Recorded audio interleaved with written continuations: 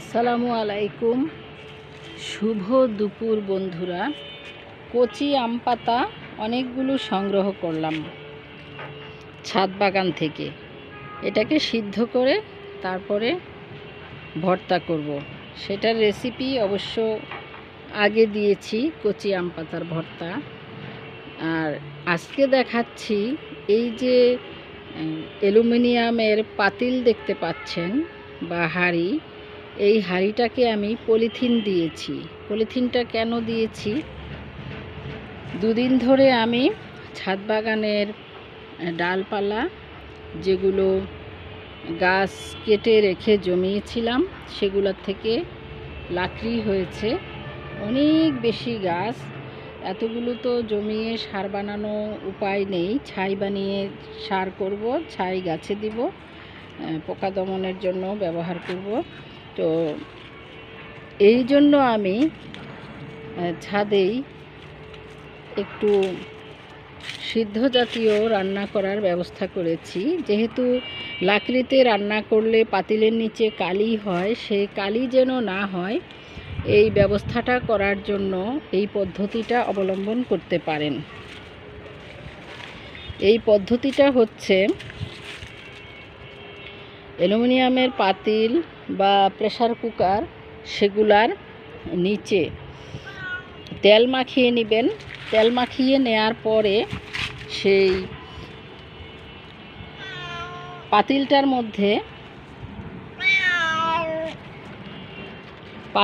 মধ্যে দিয়ে দিবেন পলিথিন পেঁচিয়ে। যখন পলিথিন পেঁচিয়ে দিয়ে দিবেন তখন আর এটার মধ্যে কালি লাগবে না। পাশাপাশি বিড়ালের ছবিও একটু তুললাম। এই পাতিলের নিচে পলিথিন দিলাম,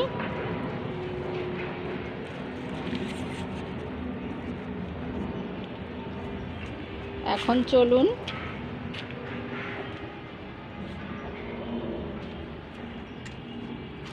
কিচেনে যাই। কিচেন মানে ছাদ বাগানের পাশে যে আমার ইনকমপ্লিট বাড়ি আছে 9 তলার উপরে, সেই অংশটাতে আমার গাছপালাগুলো পুরানোর ব্যবস্থা করেছি। আর সব সময় অবশ্যই তরিতরকারি ধোয়ার পরে কাটতে হয়, এই জন্য আমি পাতাগুলোকে আগে ধুয়ে নিয়েছি, তারপরে কেটে কুচি করেছি। এখন সেগুলোকে আমি, চলুন, এই যে আমার গাছপালা যে অনেক তুলে জমিয়েছি সেগুলা পুরা শুকিয়ে গেছে। রান্না না করলে এগুলা দিয়ে সার বানানো যাবে না। এখানে এই যে ডাল সবজি সিদ্ধ করেছি। এখন আমি এইখানে এই পাতিলটা বসিয়ে আগুন দিয়ে দিব।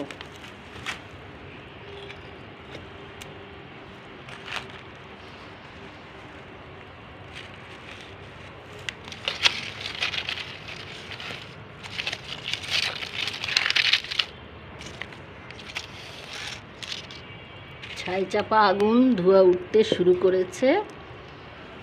আর অবশ্যই রান্নার সময় ঢাকনা দিতে হয়, কারণ ঢাকনা দিলে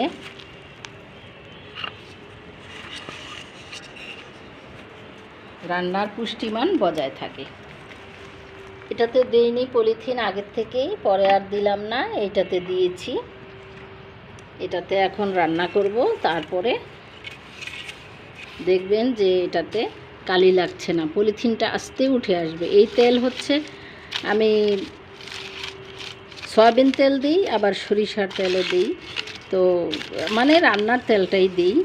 এভাবে দিলে হালকা একটু তেল লাগে আর পরে হয়ে যায়।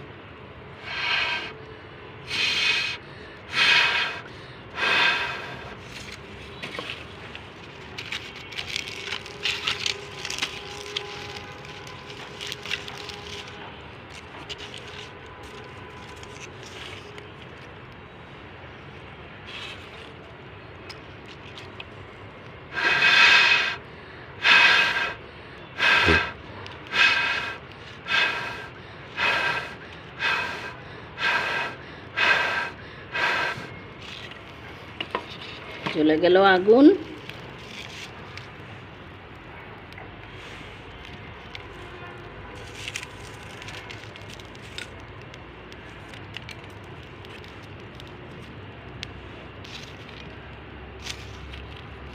পলিথিনটা লেগে যাবে না। অবশ্য কালো পলিথিন দিলে সবচেয়ে বেস্ট হয়, কালো পলিথিনগুলো একটু মোটা। আরেকদিন আমি কালো পলিথিন দিয়ে করে আপনাদেরকে দেখাবো। এভাবে রান্না হতে থাকবে।